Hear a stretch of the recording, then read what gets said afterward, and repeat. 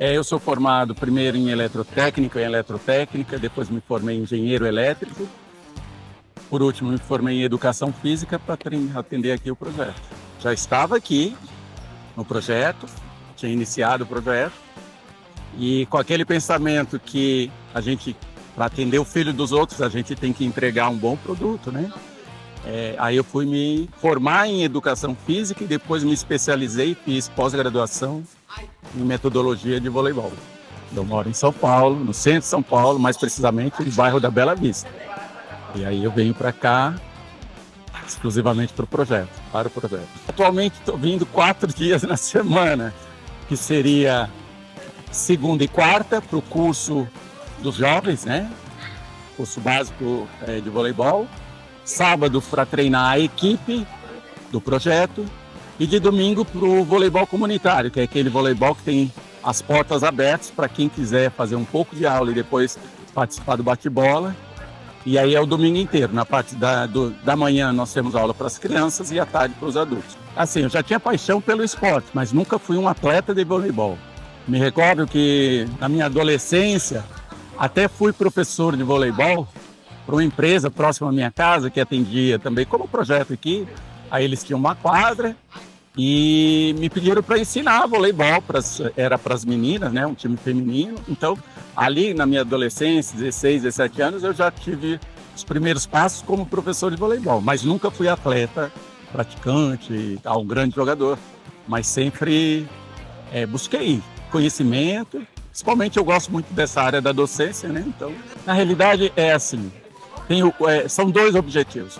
O objetivo contribuição social, que eu acho que se cada um fizer um pouquinho, o mundo melhora. A gente não pode estar esperando os governantes fazerem tudo, até porque eles não dão conta, vamos ser realistas.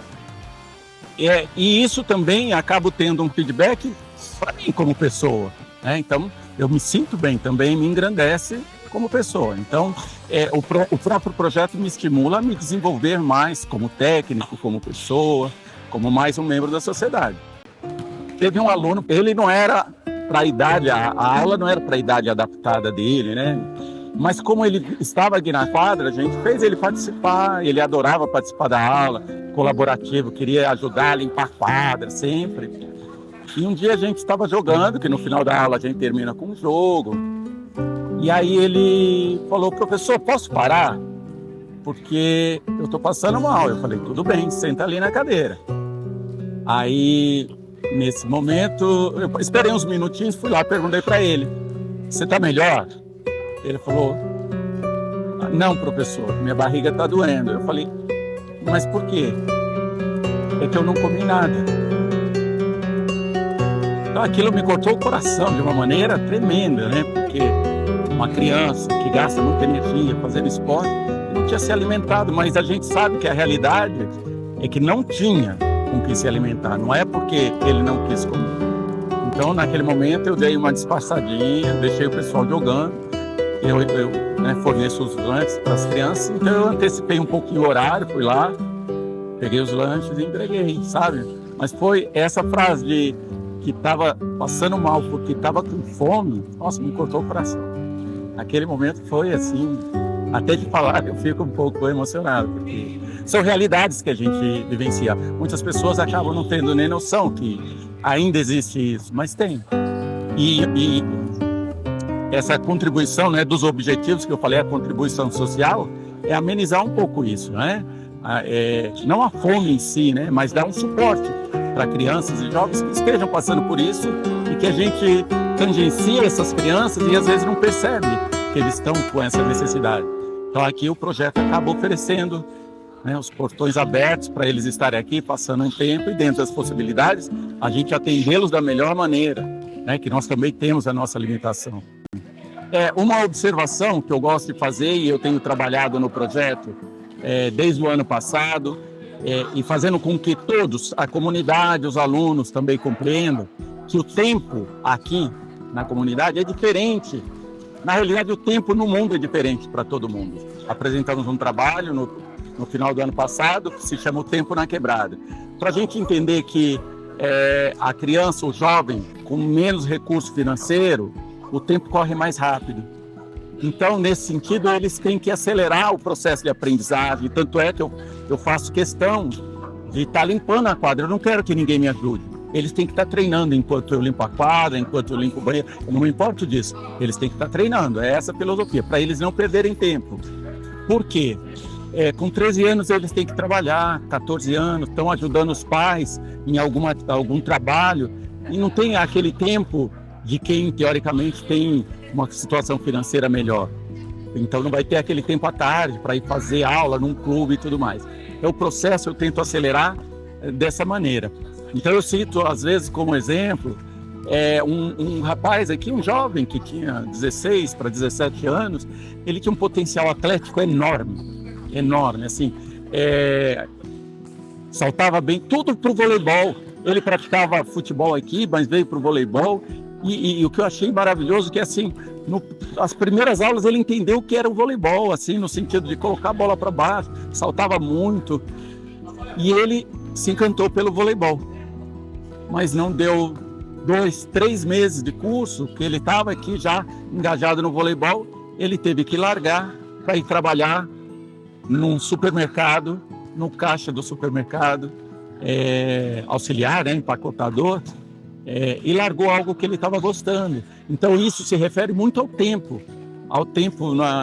como eu disse, o tempo na quebrada. Inclusive esse ano a gente vai estar fazendo as camisetas do projeto, reverenciando esse pensamento. Então nós vamos ter lá umas figuras baseadas na arte de Salvador Dalí, né? Que reflete esses relógios derretidos, que é como o tempo é flexível. Ele não é rígido, ele não é fisicamente igual para todo mundo. E dentro disso o nosso trabalho tenta acelerar com ganho para eles, para os jovens, para que eles não percam tempo nenhum. Na realidade, estou como presidente da associação, mas eu ainda sou muito mais professor do que presidente. E sempre como professor eu nunca me eximi das responsabilidades aqui. Eu sou o professor presidente que olha muito o micro.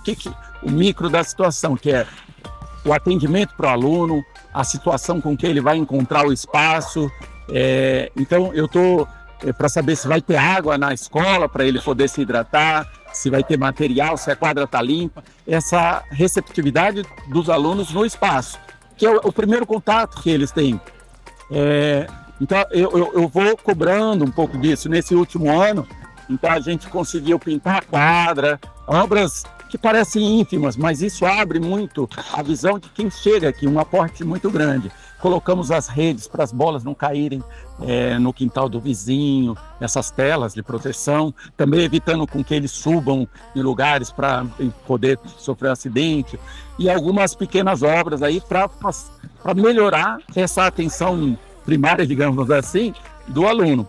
Mas outras situações também, o projeto está se desenvolvendo através da coordenação do professor Edmilson. Então a gente está fazendo captações de mais parceiros, né, para que a gente consiga ter uma estabilidade como associação, uma estabilidade até um pouco financeira, digamos assim, para que a gente possa abarcar mais cursos e mais crianças, jovens e adultos aqui na comunidade.